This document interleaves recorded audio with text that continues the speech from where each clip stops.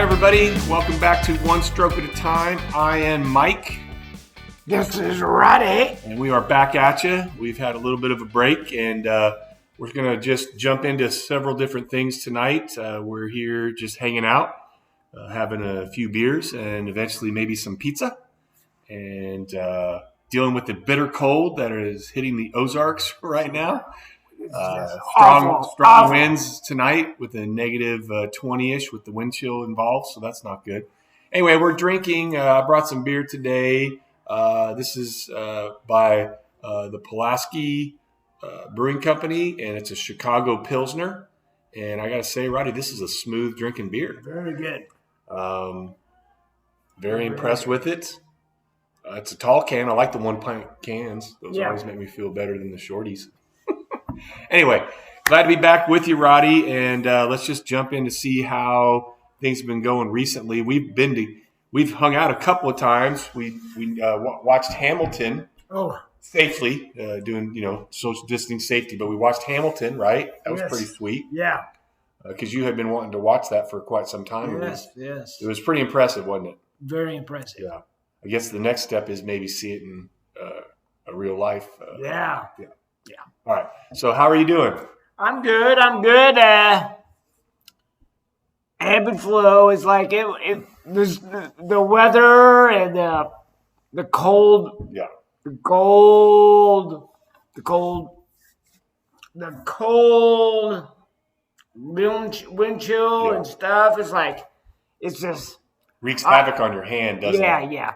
And though, it's like to myself, I love hot. Hotter the better. Yeah. And the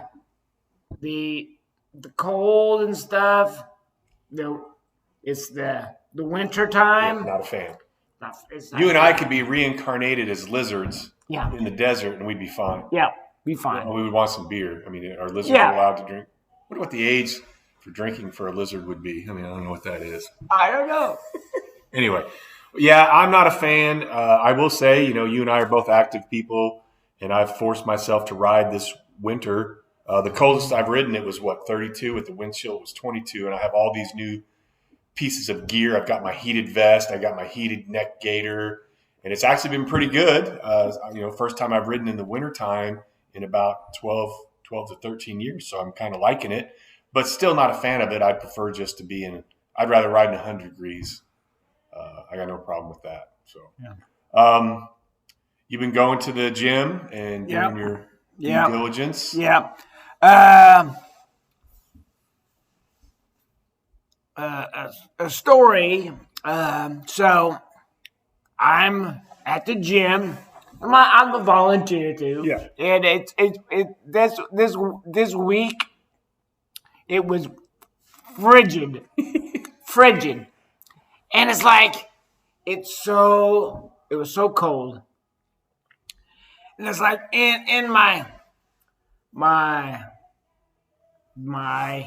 hands and stuff, my circulation, it's so cold. Yeah.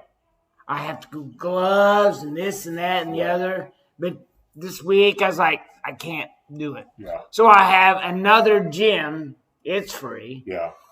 And I could do that, and that would be excellent. Yeah.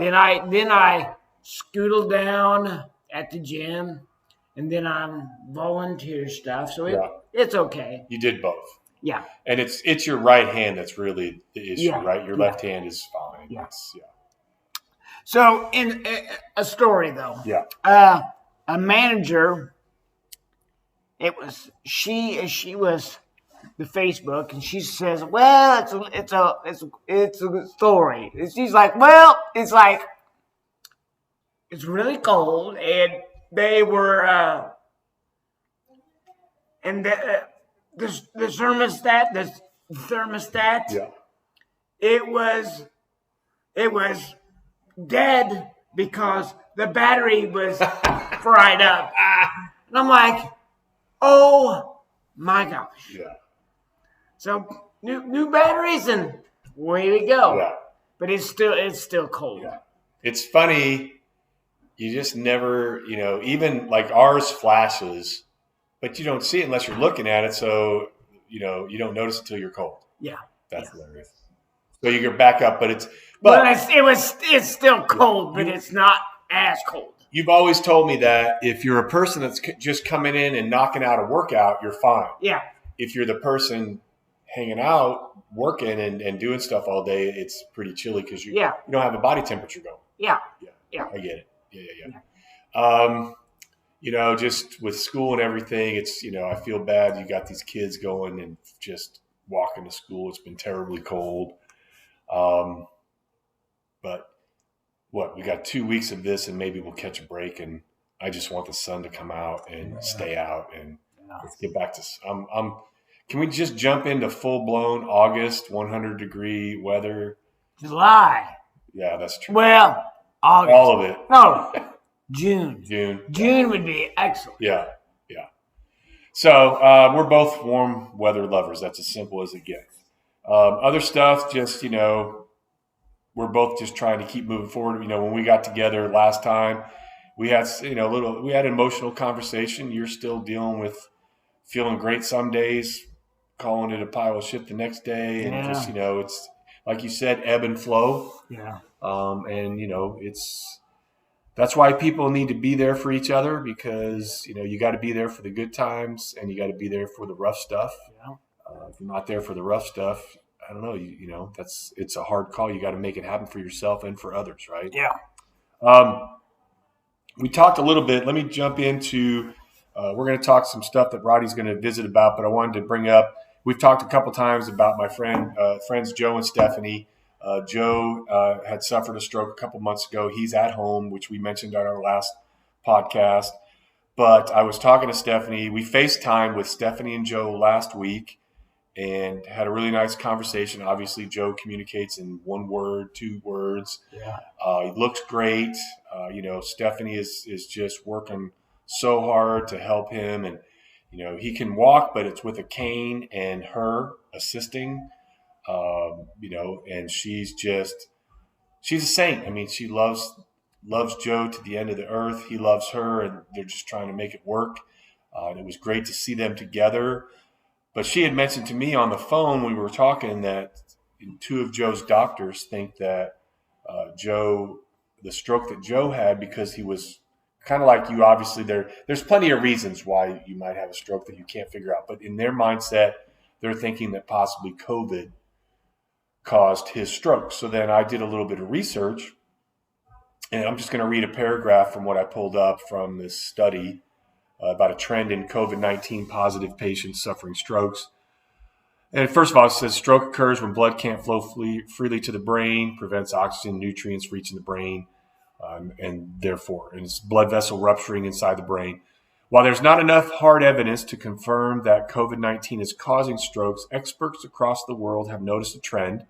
Young, relatively healthy patients who are not exhibiting symptoms of COVID-19 are suffering strokes and testing positive for the disease. So, if it's for it to be noticed by experts across the world, that's a significant mark, uptick, whatever you want to call it, that it needs to be looked at, and there could be obviously many, many reasons that this happened. But a couple of the reasons that they're coming up in Joe's case, like, there's an issue where he one time injured his neck, and they think maybe nicked the carotid artery, but none of that stuff really matches up to what happened. None of the doctors really feel that that's a tag that they can stick with. So your thoughts on, the possibility of, just another thing that COVID really just wreaking havoc on another group of population, right? Yeah. It's awful though. Yeah. It's just I'm just imagining it's like they were a healthy person, and then a flash, right? Boom, stroke. Yeah. And it's like I would love just to throw it away. Yeah. And get rid of it for them. Yeah. Well, I keep forgetting just because, you're so far in your recovery that I just forget. And then I talk to Stephanie and listen to Joe. He's doing really well. He's brushing his teeth, but then forgets, oh, I've got this toothpaste in my mouth. I got to get rid of it. Or, just a lot of things. He's working his tail off. He's got his leg to where his right leg, where he lays on the bed and he can lift it almost all the way straight up, which is significant because that will allow him to walk upstairs. Yeah. Right. Yeah. And when I tell friends that know Joe and Stephanie, this is where he's at, they're just like, oh, I didn't know it was that bad. And I'm like, well, that's why, it's not a fault of anybody, but hey, reach out and find out where your friends are. Even the ones that have had a reach out to people and find out what's going on with them. Just ordinary person says, well, it's a stroke. You can just switch. Yeah. And it's like, it's better now. Yeah. You can do it again. It's not that way. Yeah. Myself and Joe, it was major stroke. Yeah. Major stroke. You can't just like a flash, you can't just do that. You have to do occupational to learn all over again. Everything. And it's gonna be a long time. And there's no guarantees either. Yeah. That's do you think sometimes we lull ourselves to sleep with the old adage, time heals everything? Yeah. Because that's not really the case. It's not. If you don't do the right things at the right time, all the time, you might not get anywhere. Yeah, man. That's it's not a promise though. Right. It is not the promise. Right. And they're at the point now where, I'm looking around your house and you don't have them up anymore, but I remember you had sticky noteville going on here. There were sticky notes everywhere. Chair, table, coffee pot, fireplace, counter, everything had a sticky note on it so that you could see it and know it. Yeah. Because it was like I said, I couldn't talk. So it was like a brand new language. Right. So I'm like, what is this? What is that? What is this? Right. What is that? All right. Hey, so I had typed up the last time we were together, I had typed up a couple things that you wanted to visit about on my phone. So because we're talking about Joe, I'm going to bring up something Stephanie had said, and then, but it kind of flows into what you wanted to talk about. Is she was talking about, she has a process every day. They get up and they're trying to do things in order so that it becomes standard. So one of the things she was talking about when he gets dressed, they have a specific sequence, which is one of the things you wanted to talk about. Yes. And she said, and that's why I feel like Joe has the possibility of advancing to a point where kind of like on your realm is because he's getting a lot of it. But just like you said, he'll go through one time and he'll get it. Boom, boom, boom, boom, boom, boom. The next time, boom. And then stopped. So what do you want to say? Sequence, process, steps, whatever you want to say. Yeah, it's like dishwasher. Yeah. The dishwasher. Okay, I have to do the sequence. Oh, or my remote control. Yeah. My remote control. My television. I have a sequence. I have it's a remote. I mean, it's a. First of all, let's say remote controls. Remote controls. Multiple. Yes. Yeah. So it's like first off, I have a stereo. Yeah. And I have to have a switch. And then it was like, and then the television. Yeah. This is number 2. Right. And then number 3, dish. Yeah. Satellite. Yeah. And I have to switch this. Yeah. So it was like, it's a sequence though. I can't just it's like 2, 1, T, 3. Yeah. I can't. It's like 1, 2, 3.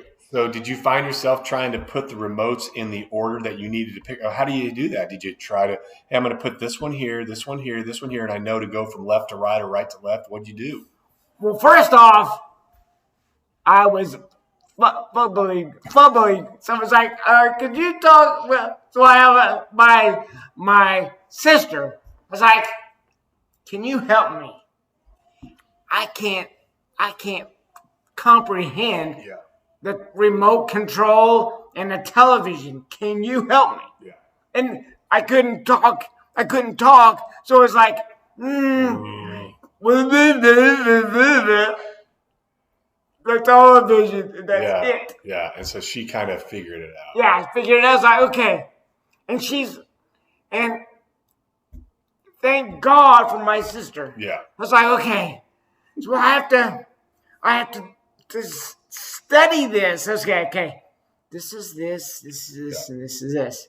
And it's every day rewind. It's like the sequence. Yeah. I have to do the sequence. And I have television every day. Yeah. So it's better. Right. But first of all, I'm like, I don't know what the hell. So I'm like trying to navigate this stuff just to watch the television. So I want to ask I'm trying to figure out where you were processing wise. So when she came over and helped with all that, did then you inadvertently mess things up and put stuff where, or were you aware enough that you like, I want to do this, so I know I have to leave this alone? What did she have to keep coming back? Keep going. Well, I can once in a while. It's like I'm flubbering. Yeah. So I was like, just off, and do it again. Off, do it again. Were there any choice words at some point? No, not you. No, never. No. Roddy the Saint. You're not going to say cross words. Yeah, but it's like off, do it again. Yeah. Off, do it again. Man. But it's like,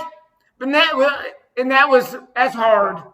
I just thought of something. Would it have been like if this were, maybe thinking for other people, would you at that point have been able to, if I had made a video of myself hitting your remotes in a row and sent you that video, and then when you realized I can't remember this, could you have remembered to watch the video and that would have worked, or did you need it to be in front of you? So you're talking about the phone? About your remotes? No, yes. Okay. Well, my phone was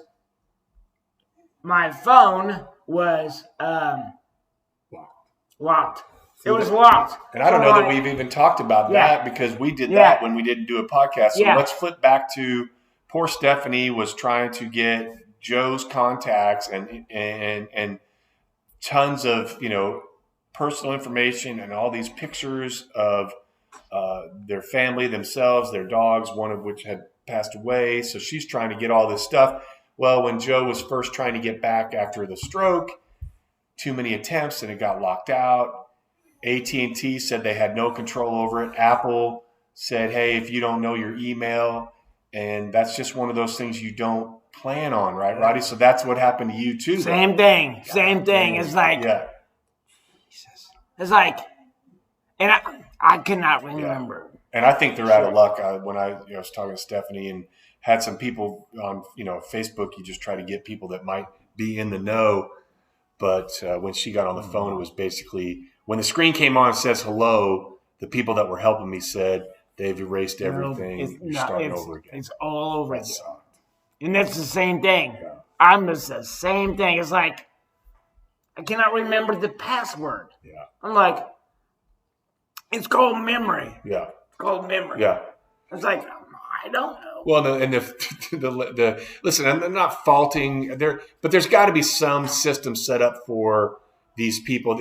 Obviously, there's not just one person that's had a stroke and needed their. I mean, there's two in my life. Yeah. And there's other reasons you might. Oh, yeah. So then they're like, well, if you can't remember the password, tell us your email. Well, if you can't remember the password because you had this medical incident, you're not going to be able to remember your email either. There's got to be. And yes, you could say, well, it's the person's fault for not having it known by someone else in their life. But there's got to be a system set up in place for, I mean, it's not like we're talking about this phone is so secretive because there's nuclear codes on it. It's just some dude's phone. Yeah. Well, myself, I had an iPhone. I have a iPad. Thank God for, I cannot remember the email. I was like, I had nothing. Yeah. Nothing. So I'm learning all over again. Yeah. So that was a kind of a killer. So, well, back to sequence. Yeah. Were there other things like that were problematic, like getting ready to go somewhere? Were you often forgetting? Oh, I know when we were back before the pandemic took over, you would almost always say out loud, I got my keys, I got my wallet, I got my. Yes. Is that what made it easier for you? Yes, and the sequence and the memory is combining. Okay, coming back. Combining. Okay. Yeah. All right. Well, let me pull this up on my phone again real quick. And you wanted to talk about jailbreak. Oh yeah, I remember I was jailbreak. It was my birthday, and I was jailbreaking because occupational was jailbreak. So I was occupational because I was it was a hospital. Yeah. And it was occupational.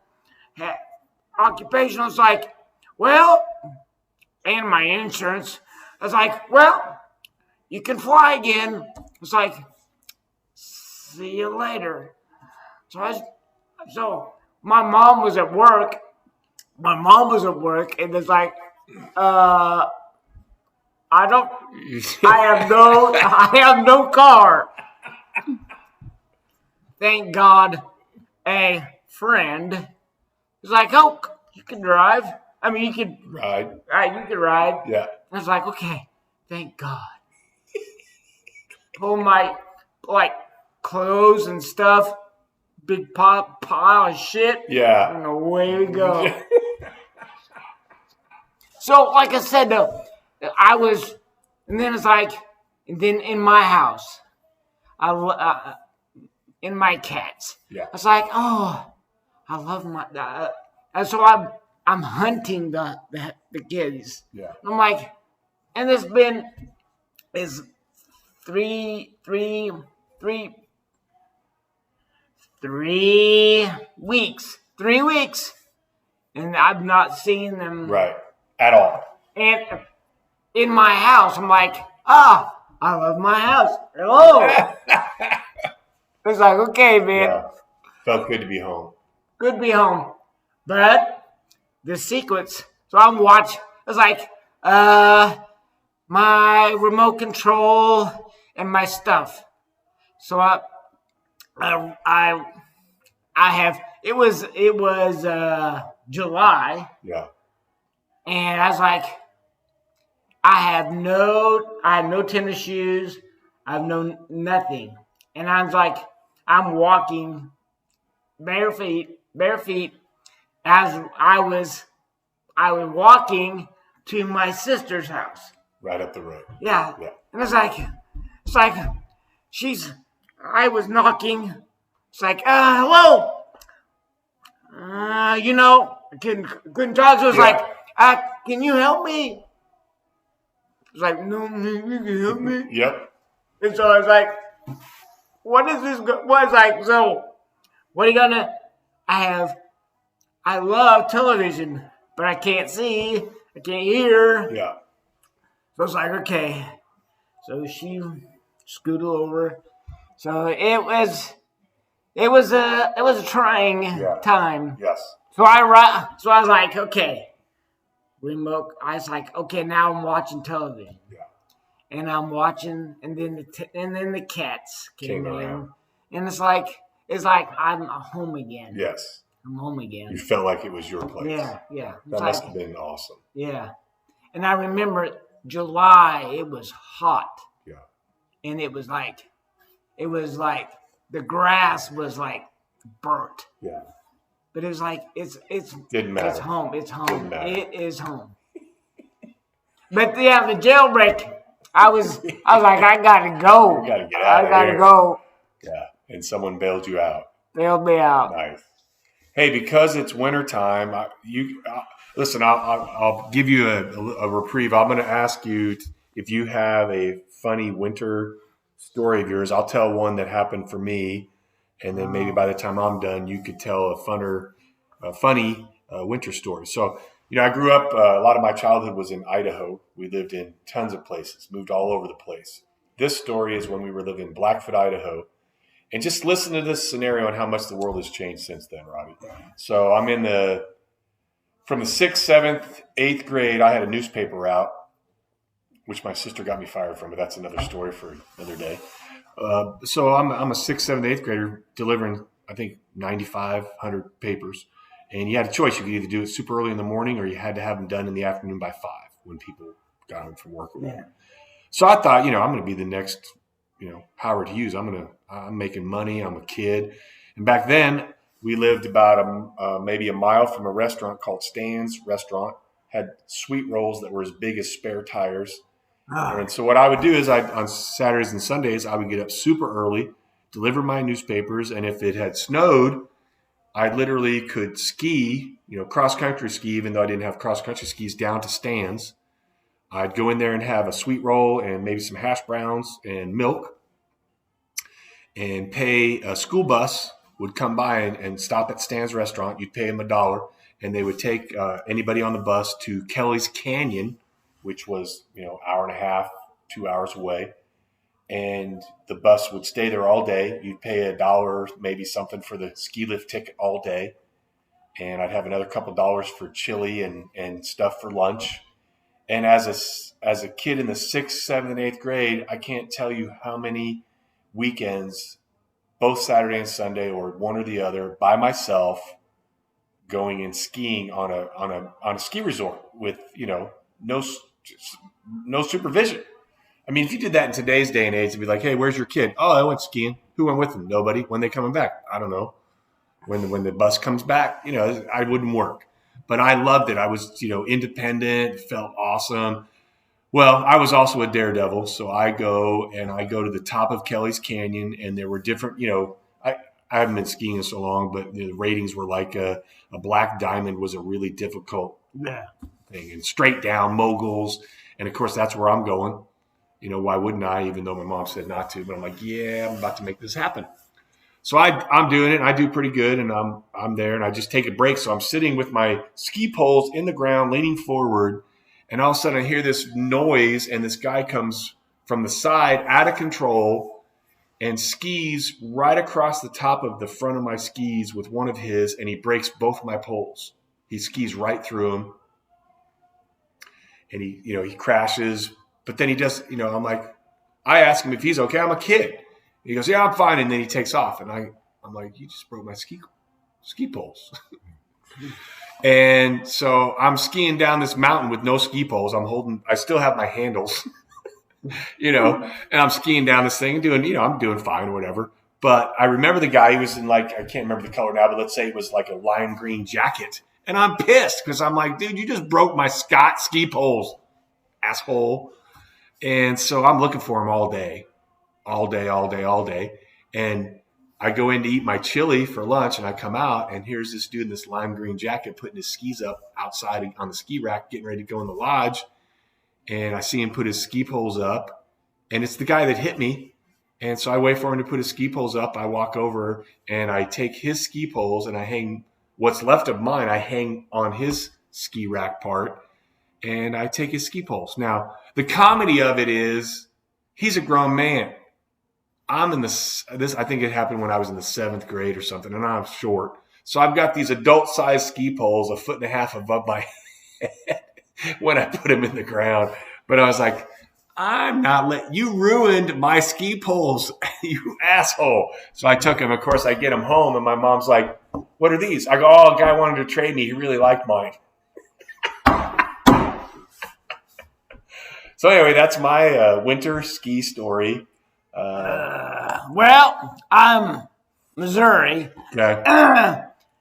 And it's been a long time to go through that. But it's like I have my house, and it's a lane. Okay. And it's very, like, the very, very tip top of the lane. I mean, the very top of the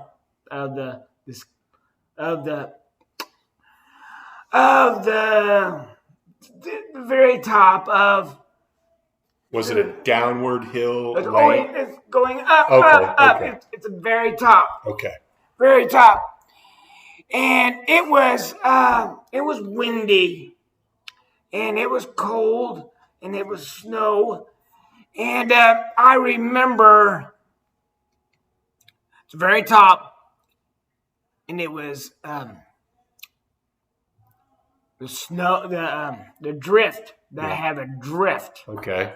So I'm hauling balls. I'm sorry. No, you're not. And I have a Jeep. Yeah. I have a Jeep. And I was like, yeah, how old were you? Would you say? Are you going to get in trouble if you say it? Your mom's going to be like, oh, you're grounded. 30. 39. Okay. 39. Yeah. So I was home. I was cruising. 4-wheel drive. Yeah. And I was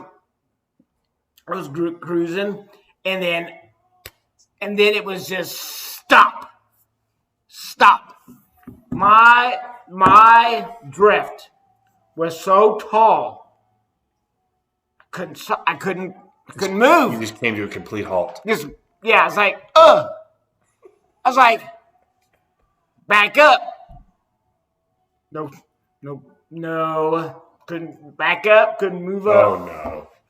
So I had to do a shovel. You had to dig yourself out. Yep. And I was like, God, mother. So I. How long did that take? Oh, it was a long time. It was about half an hour. Oh my gosh. Half an hour. Yeah. It was cold. Yeah. It was like I just shovel. Did you tell anybody at the time when that happened? Well, I have a cousin. Thank God, a cousin. He says, well, and he has a truck. It's like, come on. I couldn't lift. I couldn't. It was still stuck. So I was like, so my cousin's like, can you help me? I was like, okay, I can do that. So it's still, and then a farmer, he's a tractor. Yeah. They had a tractor. Yeah. And I scooped up.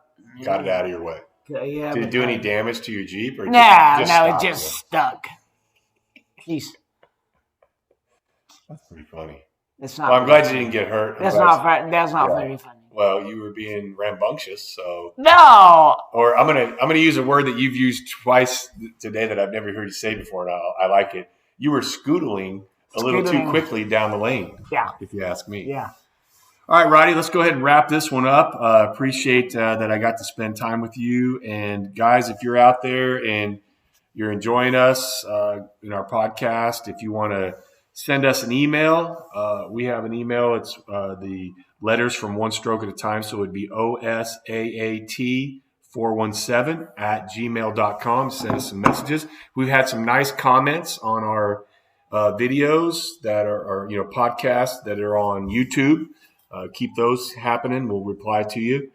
And what we'd like you to do is if you've got friends, families, anybody you think might enjoy listening to this to help them get through something they're working through, whether it's having a stroke or some other issue that they're just working for, or if you just like listening to Roddy give some of his information from his life and just listen to our stories, let them know about us. And appreciate your time. Roddy, I love you, man. You too. And peace out, everybody.